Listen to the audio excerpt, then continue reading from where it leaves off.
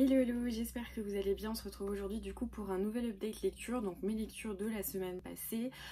C'est un bilan plutôt pas mal, j'ai lu 2 graphiques et 2 romans, donc je vais vous présenter ça rapidement. Le premier livre que j'ai lu, c'est Joram de Manuela Gay-Crozier aux éditions Plaisir de lire dans la collection Aujourd'hui. Ce roman, je pense que c'est assez particulier d'en parler parce que je m'étais fait un a priori. J'étais persuadée en fait qu'on allait aborder le terme de la littérature dans le milieu carcéral. J'étais vraiment convaincue qu'on allait parler de ça et qu'il y aurait presque une étude. En fait, je m'attendais presque à un essai ou même une thèse dessus. Et en fait, c'était pas du tout le cas. Donc j'ai vraiment eu l'impression d'assister un petit peu à la mutation du roman par rapport à ce que j'avais dans ma tête. Et je pense que ça a un petit peu modifié mon appréciation. Mais en même temps j'ai quand même bien aimé ma lecture, donc voilà, il est un peu difficile pour moi d'en parler. Mais en fait dans ce roman on va suivre Dolores, que tout le monde surnomme Lola, et qui termine ses études de lettres. Elle est en couple avec Vincent et c'est un petit peu l'amour un peu parfait, conventionnel. Ils se sont rencontrés au lycée, les parents étaient amis, ils ont décidé de se mettre ensemble et elle reste vivre chez ses parents pour le moment puisqu'elle ne peut pas subvenir à ses propres besoins. Elle est toujours étudiante et donc pour son mémoire de fin d'études, elle décide de s'intéresser à une méthode, en fait, un programme qui a été testé, je crois que c'était en Amérique du Sud, où en fait les détenus devaient lire un livre et rendre une fiche de lecture, et chaque fiche de lecture et livre lu donnait droit en fait à un jour en moins de peine d'emprisonnement.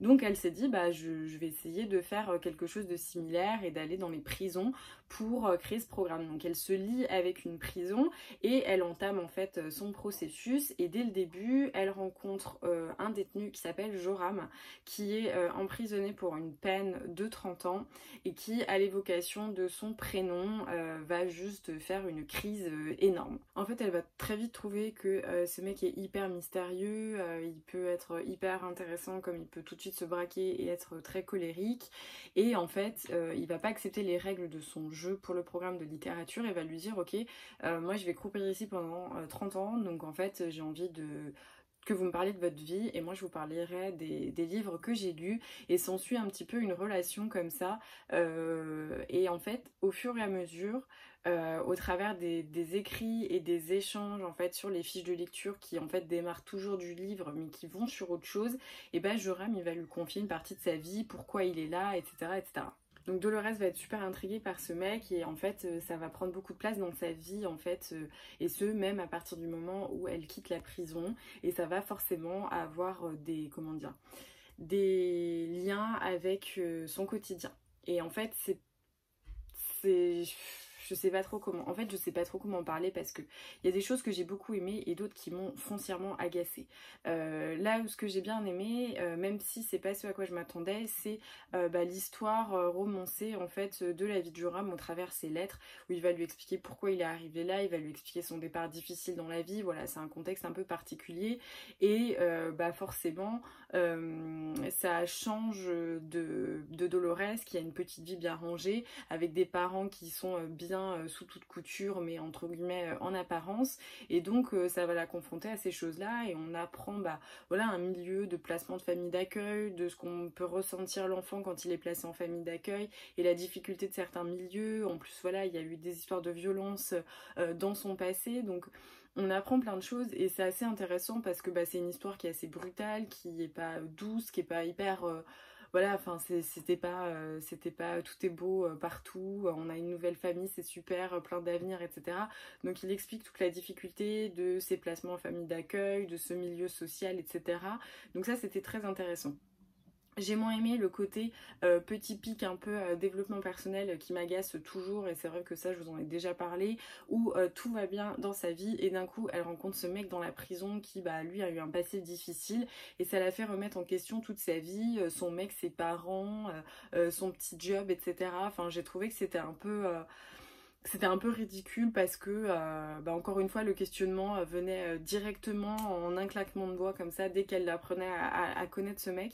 Et c'est pareil, le coup du « waouh, il y a une espèce d'alchimie entre nous tout de suite, je sens quelque chose », et ça y est, en fait, ça l'impacte dans sa vie. Je trouvais que c'était pas très réaliste, et qu'en plus de ça, ce qui m'a un peu dérangée, en fait, je pense fondamentalement, c'est que l'auteur a été beaucoup trop timide. Elle a voulu, en fait, prendre ce milieu carcéral comme point de départ à son histoire, et je trouve que le postulat était vraiment très intéressant.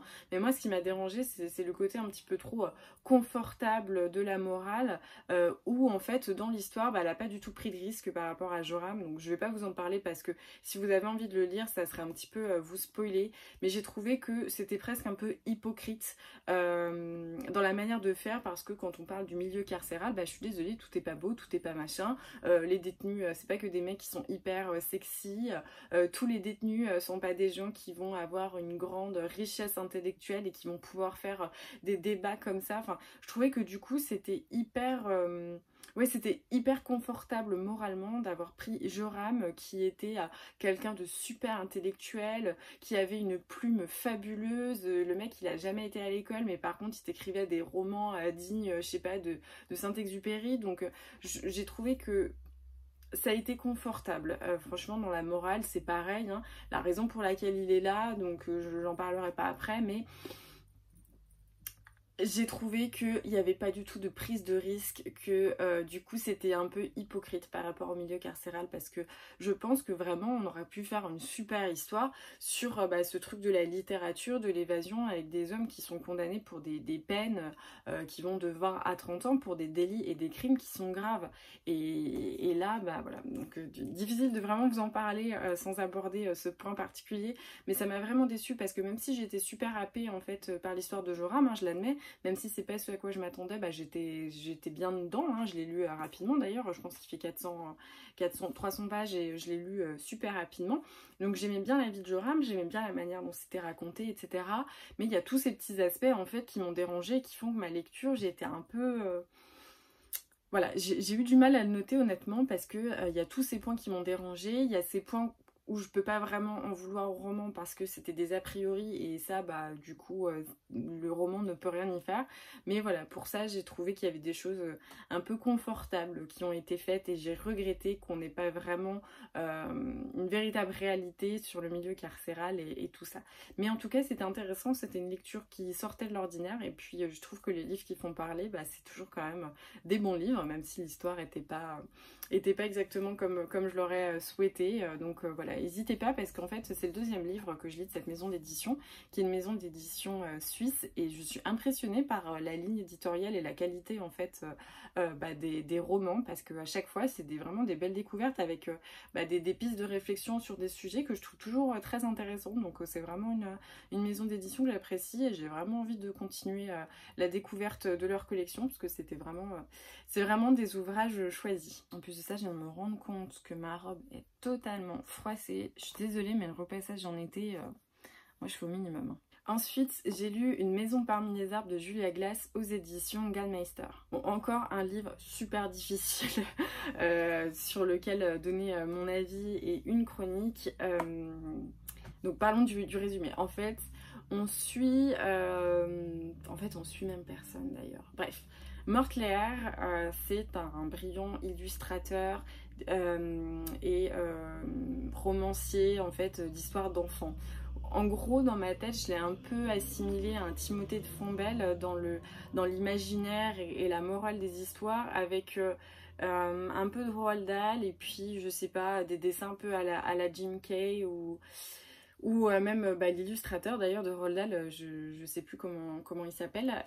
Donc voilà, j'ai imaginé cet illustre dessinateur, et puis ce romancier, cet auteur d'histoires d'enfants vient de mourir. Voilà, il s'est éteint, et en fait cet événement va entraîner beaucoup de choses. Donc on suit Tommy, qui est en fait une jeune fille qui l'a pris un peu sous son aile pour être un peu plus qu'une assistante administrative, vraiment une assistante de vie, qui s'est occupée de lui toute sa vie, qui a géré toutes ses affaires, et elle se retrouve du coup exécutrice testamentaire, et elle est chargée de gérer sa succession et de toutes les difficultés qu'ils peuvent avoir, et puis elle hérite de la maison. Donc c'est une maison perdue au milieu du Connecticut que Mortlaer avait acheté pour fuir on va dire l'effervescence de New York, et se retirer pour sa création. Donc on la retrouve au milieu de ça, et elle va devoir gérer plein de choses. Elle va gérer l'arrivée de Nick, qui est un un acteur équivalent à mon avis de Ryan Gosling dans notre vie, qui en fait travaillait en collaboration avec Morte avant son décès pour l'interpréter en fait dans un biopic qu'il va tourner au cinéma. Et donc il y avait une correspondance, et il avait prévu de venir passer quelques jours dans la maison, et il décide quand même de venir dans cette maison même si Morte Lehrer est décédée. On va suivre également Mary, qui était je crois qu'elle était elle travaillait dans un musée en fait, et elle devait gérer la collection de Morte. Elle était en négociation, et juste avant son décès, Morte Lehrer en fait a décidé de ne pas poursuivre le projet d'accueillir ses œuvres dans ce musée pour différentes raisons. On suit également Danny, le frère de Tommy, qui va avoir un lien avec Morte Lehrer. On suit également tout ça. Et en fait, c'est assez difficile de parler de ce roman parce que je l'ai évoqué dans une chronique, alors je sais pas si elle sera déjà sortie sur Instagram, mais en fait, c'est un peu comme dans les films de Woody Allen. Il se passe plein de choses. Il y a plein de personnages qui toujours sont liés par un fait générateur. Donc là, notre fait générateur, c'est Morte et donc effectivement son décès. Et en fait, tous ces personnages-là vont graviter autour de ça et vont venir en fait individuellement livrer leur histoire avec des retours dans le passé éventuels, des souvenirs, etc. Donc en fait, on a ça. On a ce roman qui fait qui fait 500 pages, qui est très dense, hein, c'est vraiment écrit très très serré, et qui va livrer la vie de tous ces gens. Mais il n'y a pas d'intrigue en fait, il n'y a pas de questions en suspens, il n'y a pas de résolution, c'est juste tous ces personnages qui vont dire ce qu'ils avaient à dire du fait du décès de Morte Lehrer. Donc c'est intéressant. Moi j'ai bien aimé, je trouve qu'en plus de ça il y a des psychologies assez complexes. Par exemple la vie de Tommy qui se retrouve à 50 ans et qui a toute sa vie assistée Morte, qui n'a pas été mère. Alors en fait il y a son questionnement, est-ce que j'ai pas été mère et en couple parce que je ne le voulais pas, ou parce que c'était mon métier, et le fait que c'était hyper c'était du 24/24, du 7 jours sur 7. Est-ce que c'est lié à ça? Est-ce que j'en veux à Morte? Ou alors est-ce que c'est la vie qui était comme ça? On a également Mary qui, au travers de sa réputation un petit peu en jeu sur la collection au musée, qui va avoir beaucoup de réflexions sur sa vie. On va apprendre des choses. Également le frère de Tommy. Enfin bref, il y a plein de choses. Il y a des retours en arrière. On apprend des choses sur la vie de Morte, notamment des choses sur son enfance. Enfin, il y a beaucoup de choses, mais il n'y a pas d'intrigue centrale en fait. Donc c'est pas inintéressant. Moi j'ai bien aimé, j'aime bien les romans qui n'ont pas de construction classique, mais c'est vrai qu'il faut se dire que voilà, c'est un truc en fait, c'est comme si vous ouvriez un livre et que vous rentriez dans la vie de quelqu'un et de tout ce qui a pu graviter autour, mais il n'y a pas d'intrigue. Donc moi j'ai bien aimé ce roman, honnêtement, j'ai bien aimé le milieu, j'ai bien aimé le milieu de l'illustration, connaître un petit peu la vie de cet illustrateur décédé, même s'il n'existait pas. J'ai trouvé que c'était sympa. Le seul truc que je pourrais dire, c'est que j'ai trouvé que c'était un petit peu trop long pour un tel roman, parce que à la fin j'en avais un peu marre. Voilà. J'avais vite envie que ça se termine, parce que les 100 dernières pages, honnêtement, voilà, j'en avais un petit peu marre, il se passait plus grand chose. Alors c'est certes très lent, hein, et c'est comme ça dès le début du roman, mais au début ça me dérangeait pas, je prenais mon temps pour le lire, voilà, j'étais pas vraiment un gros rush pour connaître la fin de l'histoire, parce qu'il n'y en a pas vraiment de fin de l'histoire. Mais à la fin j'ai trouvé que ça traînait un petit peu en longueur, et voilà, ça m'a donné un petit sentiment de... Bon, ça aurait pu se finir avant, mais en tout cas c'était assez intéressant. Ça fait longtemps que j'ai pas lu une lecture comme ça, donc j'étais plutôt contente, et voilà, c'était pas pour moi la lecture de l'année, très honnêtement. Ensuite j'ai lu Raven par Camille Garcia et illustré par Gabriel Piccolo aux éditions Urban Lynx. Alors en fait je suis pas une grande spécialiste des super-héros, des univers DC Comics et de ces choses là. Mon chéri est à fond là-dedans, il lit beaucoup de comics, il est à fond sur tous les trucs. D'ailleurs ça se trouve j'ai une grosse bêtise et tout le monde va me tuer, mais genre les Avengers c'est pareil, j'ai du mal à voir la différence entre, je crois qu'il y a DC et les Marvel. où bon, voilà, je suis hyper nulle pour tout ça. Je sais juste que ça me dérange pas de regarder de temps en temps. Par exemple, j'aime beaucoup Doctor Strange, j'aime beaucoup, j'allais dire Gardien des Cités Perdues, mais c'est Gardien de la Galaxie. De temps en temps, regarder un Iron Man, un Captain America, ça ne me dérange pas. Mais c'est vrai que je m'y connais pas trop dans ce milieu. Et en fait, ça fait plusieurs fois que je vois ces petits romans graphiques dans ma librairie spécialisée qui mettent en avant essentiellement des personnages féminins. Donc ça m'a un petit peu attirée parce que je trouve que là, on a quand même une nouvelle vague, on va dire, dans les films un peu de super-héros qui mettent en avant des femmes. Donc il y a eu Wonder Woman, je crois qu'il y a eu Captain Marvel, et c'est peut-être tout d'ailleurs, mais même au niveau des méchants, on a quand même mis Harley Quinn un petit peu à l'honneur, donc je trouve qu'il y a vraiment un effort qui est fait dans ce domaine de mettre sur un pied d'égalité les hommes et les femmes en termes de super-héros. Donc quand j'ai vu cette collection, ça m'a hyper attirée, et j'ai eu en plus beaucoup de retours de mes libraires préférés qui m'ont dit non mais c'est vraiment super cool, donc je me suis dit je vais tester, et donc j'ai reçu Raven, qui est une Teen Titan, je sais même pas ce que c'est honnêtement. Ça raconte quoi? Donc en fait on suit Raven qui est visiblement en pleine discussion avec sa future mère adoptive, et elles sont victimes d'un accident, sa mère ne survit pas et Raven va souffrir d'amnésie. C'est déjà un peu difficile pour elle parce qu'elle a même un petit peu du mal à pleurer une femme qui était censée être sa mère adoptive et elle a aucun souvenir, mais en plus de ça, elle va voir qu'il y a des changements un petit peu bizarres. Elle va se rendre compte qu'en fait qu'elle ressent ce que pensent les gens, et également qu'il y a parfois une voix en elle qui la pousse à faire des choses néfastes, et ces choses se réalisent. Donc elle est un petit peu flippée, elle demande ce qu'elle est en fait, et puis elle arrive aussi dans une nouvelle famille, dans un nouvel lycée, puisque elle est recueillie par la sœur de celle qui devait être sa future mère adoptive et sa fille qui a à peu près son âge, et donc elles vont essayer de vivre une vie normale d'adolescente malgré l'amnésie, malgré tout ça. Vous l'aurez compris, c'est donc un petit peu une quête et une recherche du soi. Elle va essayer de comprendre ce qui lui arrive, comprendre ce qu'elle ressent, pourquoi elle ressent tout ça, qu'est-ce que c'est que cette voix mystérieuse qui lui parle, est-ce qu'elle a halluciné quand elle a pensé à des choses néfastes et qu'elles sont réalisées, ou est-ce que c'était vraiment elle qui en était responsable, mais si c'est le cas, est-ce qu'elle n'est pas totalement dingue? Enfin voilà, vous voyez le topo. Jusque là j'étais persuadée que j'allais pas hyper apprécier, parce que je me disais ok, c'est en fait une histoire un petit peu banale d'une jeune fille un peu gothique qui arrive au lycée, qui a des pouvoirs, qui est un petit peu en marge, mais qui trouve aussi des copains un petit peu en marge également, et donc voilà, c'est une histoire d'acceptation au lycée, puis elle trouve un super copain qui est un peu la coqueluche du lycée, donc je trouvais ça un petit peu bof, sauf qu'en fait ça s'est révélé intéressant vraiment au fur et à mesure, et à la fin j'étais hyper happée. On est à la Nouvelle-Orléans, et je sais pas si vous connaissez cette culture, mais il y a beaucoup de choses avec des esprits, etc. Donc j'ai trouvé que l'ambiance était très bien. En plus de ça, elle est recueillie par une famille noire, avec des pratiques anciennes, donc on se rend compte que la présence des esprits, du vaudou, etc.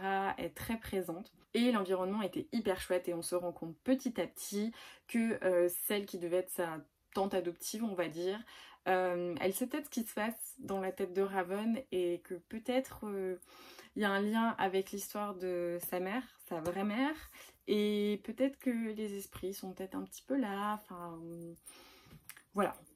Je vais pas vous en dire plus, honnêtement, c'est hyper court, je l'ai lu je crois en 30 ou 40 minutes d'une traite parce que j'étais hyper happée, mais j'ai trouvé que la résolution de l'histoire était superbe. En fait ça m'a donné des frissons, je m'y attendais pas, parce que dans ce livre, en outre de la diversité, du contexte qui est parfois un petit peu oublié, des romans et de ces choses là, il y avait un point essentiel de sororité, de soutien, d'entourage qui était très fort, et à la fin il se passe quelque chose, et cette notion de sororité était vraiment très présente, et moi ça m'a donné des frissons.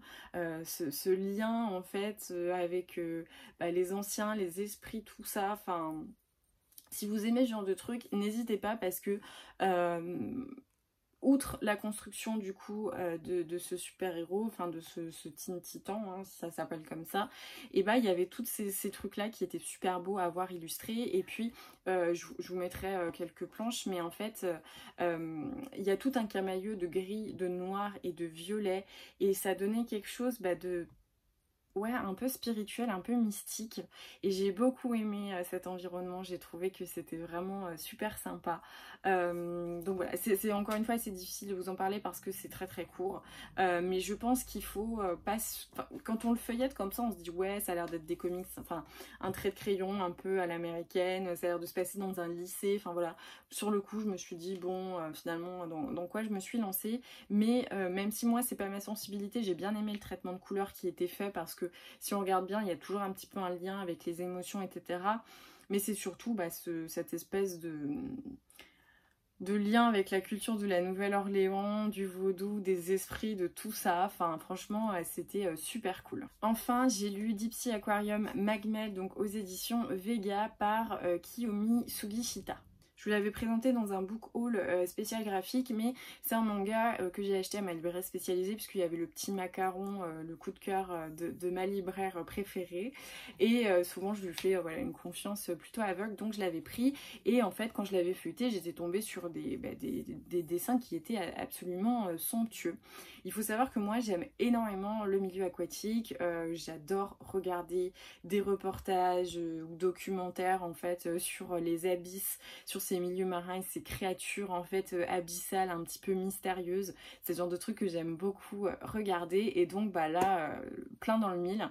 En fait, on suit un jeune garçon qui s'appelle donc Kotaro et qui est passionné également par les abysses et qui travaille en fait dans un aquarium mais totalement incroyable qui est à 200 mètres sous l'eau et dans lequel on accède par un train et en fait on est au milieu des abysses et donc on peut observer les créatures un petit peu particulières. Donc lui il travaille simplement comme homme d'entretien mais il rêve en fait d'être soigneur et de s'occuper en fait des créatures.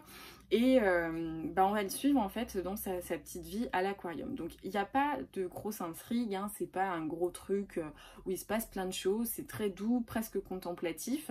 Et en fait au travers de lui et des rencontres avec les visiteurs, quand lui il est en train de simplement de passer le balai, et il va s'entretenir avec eux, il va diffuser sa passion et on se rend compte qu'en fait toutes les créatures qui sont évoquées ont toujours plus ou moins un lien avec les personnes qu'il rencontre et l'histoire en fait qu'il va diffuser à ces personnes. Donc c'est assez intéressant, c'est assez doux.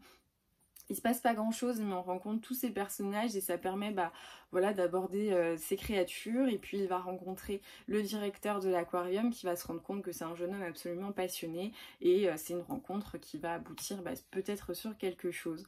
Donc voilà, en fait il faut pas se dire ouais je m'attends à une intrigue, peut-être qu'il va se passer un truc, etc. Non, c'est hyper doux, c'est très léger mais c'est super réconfortant, les dessins sont vraiment magnifiques, on a des petites fiches à chaque fois sur la créature et on apprend plein de choses, on apprend, c'est beau, c'est doux, c'est délicat, enfin... Moi je pense que si vous aimez ce milieu et que vous avez envie de quelque chose de joli à regarder, qui vous apprend 2-3 petits trucs, mais voilà, oui, ça fait pas de mal, il n'y a pas de grosse intrigue, et c'est vraiment un manga parfait parce que j'ai passé un super moment, j'ai trouvé que c'était vraiment super sympa. Et moi qui j'ai toujours à dire, bon les mangas, voilà, je fais un effort parce que les scénarios m'intéressent mais les dessins ne sont pas fabuleux. Là franchement il y avait des trucs qui étaient vraiment somptueux. Donc n'hésitez pas si c'est voilà, un milieu, le milieu aquatique vous intéresse parce que moi je trouve qu'il n'y a pas beaucoup de trucs en graphique dessus. Et c'est dommage parce qu'il y a une telle richesse en fait dans les créatures aquatiques, dans même la flore aquatique, parce qu'il y a quand même des choses dans les coraux, dans tout ça, enfin... Il y a des choses qui sont magnifiques et là j'étais vraiment contente d'avoir ce manga ancré dans ce domaine parce que c'était hyper sympa. Voilà, c'est tout pour cette update lecture. Donc comme vous avez vu, j'étais plus emballée par mes lectures graphiquiques que par mes lectures de romans. Bon, ça arrive, hein, c'était pas non plus des catastrophes, mais voilà, c'est juste que j'étais un petit peu moins hypée que pour Raven et le Deep Sea Aquarium. Donc j'espère que cette vidéo vous aura plu. N'hésitez pas à me dire en commentaire si jamais vous avez déjà lu ces romans ou ces romans graphiques ou que ça vous donne envie. Voilà, n'hésitez pas à mettre des petits commentaires, comme ça on papote. Moi ça m'aide pour la réactivité. N'hésitez pas à mettre un petit pouce et à vous abonner à la chaîne. Et je vous dis à très vite et je vous souhaite de très bonnes lectures.